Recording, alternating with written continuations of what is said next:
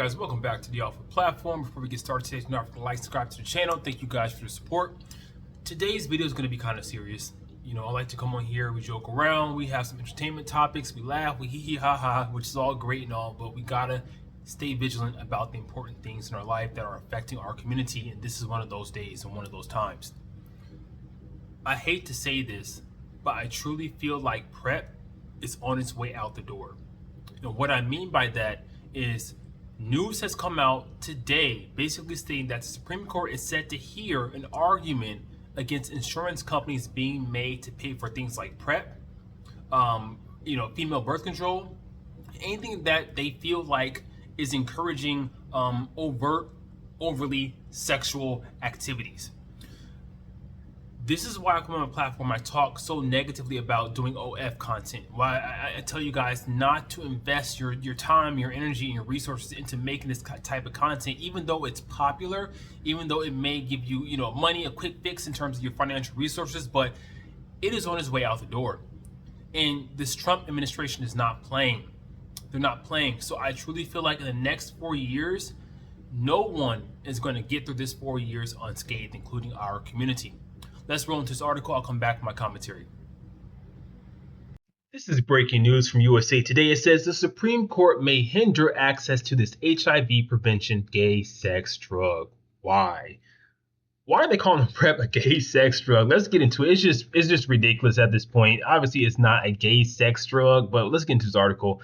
It says, follow 23-year-old Chris King on his morning routine. He wakes up, goes into his bathroom, and puts in his contacts. He also swallows a pill. But it's not just any pill. It's one that a gay man like himself in the 1980s wished into existence and could have died while waiting for it.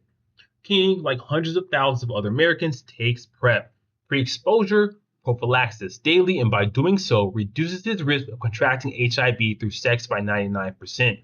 Notice it says reduces his risk. It does not eliminate your risk of contracting HIV. The club DJ and event producer from New York considers it, quote, kind of like a medical miracle. But the Supreme Court may soon stop requiring insurers to cover PrEP and other preventative medical care services for free, pending the results of a case regarding the Affordable Care Act it's set to hear. It stems from a group, listen to this, a group of Texas small businesses that don't want to, quote, encourage homosexual behavior, man, can I say this on YouTube? I don't know, but I'll just say it anyway. Prostitution, sexual promiscuity, and intravenous drug use. Why? So what is... I want to know, why does PrEP have to be linked to IV drug use? Why? Or prostitution, for that matter. The case could render it cost prohibitive for many who rely on it. Quote, it's really scary that there's going to be a whole new generation of people who think that their sexuality, them wanting to engage in that, is a moral failure, King says. The news ignited a maelstrom of opinions on social media, ultimately revealing that people within and outside of the gay community hold all kinds of views on sex and what constitutes it as risky or dangerous. These arguments aren't new, but they highlight that the stigma around gay sex and HIV is still very real. Quote, let's go on. The discourse illustrates that we, quote, still live in a cycle of stigma around sex behaviors, period, says Benjamin Goldman, licensed health counselor. For many people, there's a hesitation when it comes to talking about sex, having good sex, exploring and figuring out what they want sexually, end quote. All right, now this is very important. We're going to talk about the stigma against PrEP. The article says PrEP became available in 2012. And so with it, the freedom to have sex without fear of contracting HIV, but that doesn't mean everyone's on board. Quote, although most insurances cover PrEP under the Affordable Care Act, research, sorry about the background noise, you guys, we've got some kids screaming. Research has found that many gay men are not aware that PrEP is often covered by insurance or where to receive PrEP, says Daniel Jacobson. That's crazy. Like, as gay people, we don't know that PrEP is available. I have to give it a little bit to the healthcare providers, because even I've talked to my PCP, who's just a few years older than me. I've talked to her about PrEP, and she has no idea. Doesn't know a thing about PrEP. So there's miseducation going on both sides. It's just happening on both sides. Let's go on. It says, quote, additionally, studies have indicated that associated healthcare costs, lack of information on PrEP, lack of willingness of medical providers to prescribe PrEP, and stigma have resulted in the majority of gay men who are eligible for PrEP not being prescribed PrEP. Still new, HIV diagnosis ticked down 12% from 2018 to 2022. I wonder what it is now in 2025. That data point came from the CDC.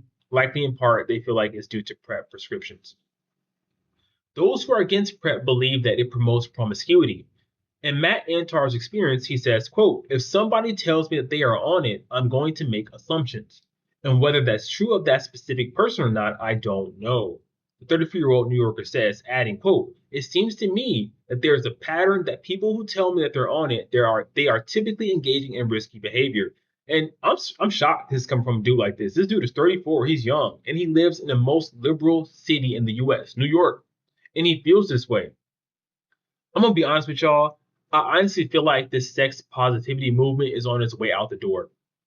I think more and more gay men are waking up, and we're tired of seeing people getting down on Twitter, on social media, on OF. We're tired of it. We're tired of the hookup culture.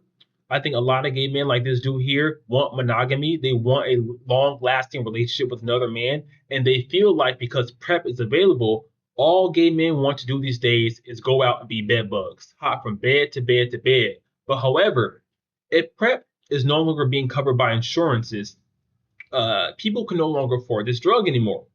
So being a bed bug will literally lead to your death. And I wonder if that's going to change people's behaviors in the gay community. Because a dude like this seems like he just wants to have a partner. He may have faced rejection because he looks like an average dude, just being honest. He looks like an average man. And he's tired. He's tired of it. He's tired of being rejected. And he feels like it's only because people are looking for adult fun time with other dudes they find attractive and passing up on dudes like him. He says some of the community lead lives where sex with strangers is common. Others opt to live more chastely, and many reside somewhere in between. It's so crazy because that's how people live. That's a lot of people. Sex with strangers is no joke. It's no big deal to them. It's a joke. It's a joke. And it kills me because if you talk to these dudes or they happen to get into a relationship, these are the same dudes that will fight you, fight their husbands, fight their spouses over access to their phones. But they have no problem sticking their you know what and another dude's you know what that they don't even know. They have no problem hopping from bed to bed. So we just got to get our priorities in order. Another thing I want to talk about is that we need to come to an agreement that what we post online has consequences. So when we go on Twitter and we see gay dudes taking 100+ dudes milk, I just have to be, try to say it as PG as possible, taking milk from 100+ dudes during a pandemic. Don't y'all think straight people see this stuff? Just because they're not commenting on this stuff doesn't mean they're not watching. Don't y'all know straight people see this stuff and they may be turned off by this stuff? They may think it's disgusting. They may not like it. I don't know, just something to think about because sometimes we post stuff on the internet and we feel like, oh, nobody's going to see it. Only people that are going to see it are my supporters in my community, the gay community. They're going to be up for it. But a lot of dudes like myself, we're not up for this stuff. We're not up for this. We don't like this stuff. We don't like it. We don't like this stuff. Some of us are not built for this hookup culture. And we want to see it go away. Unfortunately, this may have to be the catalyst. This may have to be the catalyst. Because if you don't stop it, you're going to die. Period. It's either sex or die. Period. What's it going to be? Quote, let's go on. Quote, the argument, will PrEP increase promiscuity? It just seems to me to be completely faulty on a number of levels, explains Michael Bronski, a Harvard University professor and author of A Queer History of the U.S. for Young People. I always go back to the old joke that the definition of promiscuity is that person who slept with one more person than you have. Those judging people's choices are coming at it from a moral lens, not a scientific one, he says. I just definitely agree. I feel like at a certain point, when a dude tells me he has like 40, 50, 60 bodies on him, sometimes even 20, it's just like, how you find 20 people you're attracted to? Like, did you vet these dudes? How do you know these dudes? Like, what goes on during this interaction? Like, hey, I want to link up. Like, what's happening? I feel like Grindr's about to go away and all the other apps are about to go away. I'm already seeing it on YouTube where a lot of the hashtags that I used to use on my videos, they're gone. Like I can't search my analytics and find LGBTQ anywhere after Trump's presidency, after he took office. It's gone. I feel like my channel has been shadow banned because once again, all my captions in my videos have LGBTQ in it. So I had so much growth last year catering to my community, but this year I've noticed a big slowdown in the traffic coming to my channel, and I'm okay with that. I'm okay with that. I'm just saying times have changed. I have to change up the way I do my content and whatnot, reinvent myself, which is fine. But man, times have changed. That's all I'm trying to say. It is no longer like it was before his presidency. Let's finish the article. It says, quote, so much of the stigma against PrEP is shaped by homophobia, racism, and transphobia, and a moral argument about who deserves to have sex and who does not, says Zemantikis, research assistant professor at Northwestern Medicine's Institute for Sexual and Gender Minority Health and Well-Being. Plus, quote, regardless of individuals' religious sensibilities, we know that the cost of PrEP is far cheaper for health insurance companies than the cost of HIV treatment over a lifetime. They don't care. These people don't care. They don't care about the facts. They just care about their beliefs. If they don't care about saving money, they just want us out of the picture. They want us back in the closet, back in the shadows. Some in the community worry about gay men's reputation for having a lot of sex. I just talked about this. That it makes them less palatable to a straighter, stricter society shy to discuss anything sexual. I'm not saying we have a problem as the gay community, but I almost feel like we should just keep these straight people out of our business if we can. Because they may, want to sit tea with us, hee hee ha ha, act like they're cool with us, but then they go behind our backs and vote against our best interests like they did for Trump. A lot of these straight people that we feel like are down with us are really not. They're not. They just want our talents, our gifts, what we can do, our financial resources. They're not really down for us like that, like that. All right, let's finish this. It's the same type of judgment, often stemming from religion, that discouraged some women from taking birth control pills. The truth is that, though, quote, if someone is promiscuous, they will engage in those behaviors regardless of whether they take medication like PrEP or not, says Calvin Bartelli. He's a licensed clinical social worker. I don't know. Do y'all feel like if someone's promiscuous, they're going to keep engaging in that behavior regardless if PrEP is around or not? I feel like it's going to make people think twice. I truly feel like it's going to make people think twice because they're used to having, adult fun time a certain way, and now they can't do it anymore, or they won't be able to do so. We're used to seeing content. It's so pervasive now where you see strapless content all over the place that if you see someone strap up, it's almost like weird. Versus when I was growing up in the 90s and the early 2000s, that was the norm. Seeing people wear straps was the norm. HIV commercials were everywhere warning people. That was the norm. But now it just got a little bit out of control. The purpose of PrEP is not to encourage risky behavior, but to provide protection against HIV, for individuals who are at a higher risk of exposure. If you read their prescription guidelines, they only recommend PrEP for people who don't practice monogamy, people who are in non-monogamous relationships. I can't talk today. So if you're in an open relationship or you're single, you're sleeping around, you're being a bed bug, PrEP is prescribed for you, it's recommended for you. But for people like myself, it's not recommended. We won't take the drug because it can do more harm than good to us, period. Now, I know a lot of us, anybody can catch an STD. Anybody can, whether you're a saint or not, whether you engage in hookup culture or not. It just takes one person in the relationship to step out and, not tell you about it and just not protect themselves. And there you are. You got something you can't cure and it wasn't even your fault. But a lot of misconceptions about PrEP, a lot of it. They bogus for putting Khaled right here. They bogus for that. Exploring the psychological consequences. Generally, people should think about where they get their information about sex. Is it the friends you talk to, the media you consume? Where does the stigma you hold for sex or certain sexual behaviors come from? When broaching discussions about sex, PrEP, and HIV, take it one step at a time. Quote, it's all about starting a conversation with empathy and understanding, Bartelli says. People are more likely to listen when you approach it from a place of care, not judgment. Lacking a safe space to talk about sex, whether with partners, friends, and or professional therapists, could breed discomfort. It's very uncomfortable. I'm not gonna lie, it's very uncomfortable. I can't, talk to my PCP, even though my husband and I we go to the doctor together, we get checked up together. Even talking to her about our sex life, we don't really talk about it, but if I had to, it just seems uncomfortable. It's like they seem clueless and lost about what gay people do. And this is 2025. They don't know about PrEP. In fact, I just, wanted to gauge her knowledge about PrEP, and she just told me go to the health department. I'm like, what?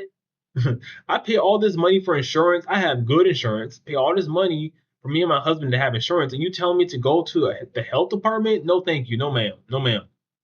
Quote, when people are living in sexual shame, there are deep psychological consequences, Goldman says. Quote, anxiety, depression, internalized stigma that materialize as a result of that shame. When you take control of the narrative, Goldman says, you're free to have whatever sex life works for you. I think people should have the freedom to choose. I'm just saying what I've seen in our community and what I don't like.